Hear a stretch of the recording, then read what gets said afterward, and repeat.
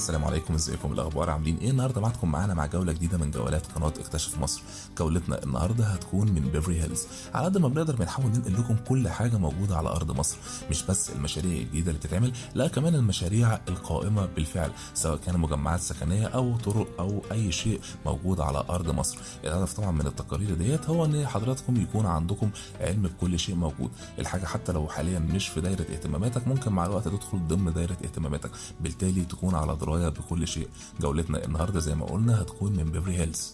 بيفري هيلز اشهر احياء الشيخ زايد، الكومباوند اللي موجود في اخر احياء الشيخ زايد وكمان على طريق مصر اسكندريه الصحراوي. بيفري هيلز مجتمع متكامل بيحتوي على مجموعه من الكومباوندات الاخرى بداخله زي الاجريه وسودك وكذا.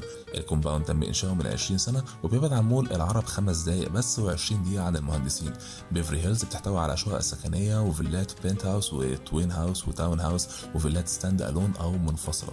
بيفري هيلز تم انشائها على الطراز الاوروبي الريفي. الكومباوند بيحتوي على مولات ومراكز طبيه ومطاعم وكافيهات ومدرسه لغات خاصه ببيفري هيلز ومدرسه تانية المانيه. الاسعار في بيفري هيلز، الشقق متوسط سعرها بيكون 2 مليون جنيه، اما البنت هاوس فبيكون متوسط اسعارها 4 مليون جنيه، والفيلات بتتراوح اسعارها من 6 ل 10 مليون جنيه كمتوسط. طبعا الاسعار ديت بتكون وقت عرض الفيديو وبالتالي ممكن تتغير من وقت للتاني، وهي في النهايه طبعا زي ما قلنا متوسطات.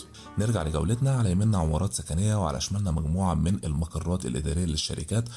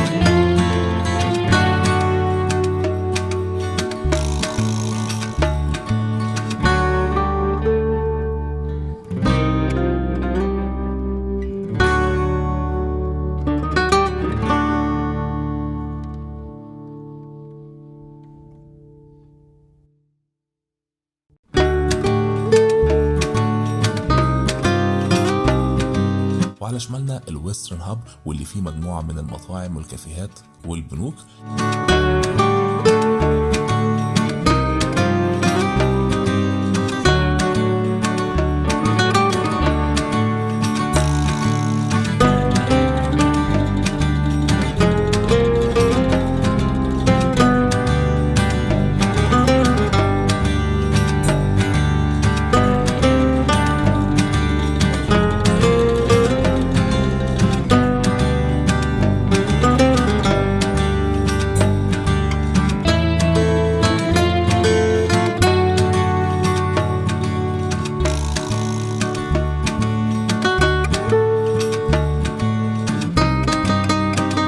البوابات دي خاصة بالطريق الصحراوي بتطلع على اتجاه القاهرة، لكن حاليا مغلقة بسبب توسعات طريق مصر اسكندرية الصحراوي الخاصة بحارات النقل أو الحارات البطيئة.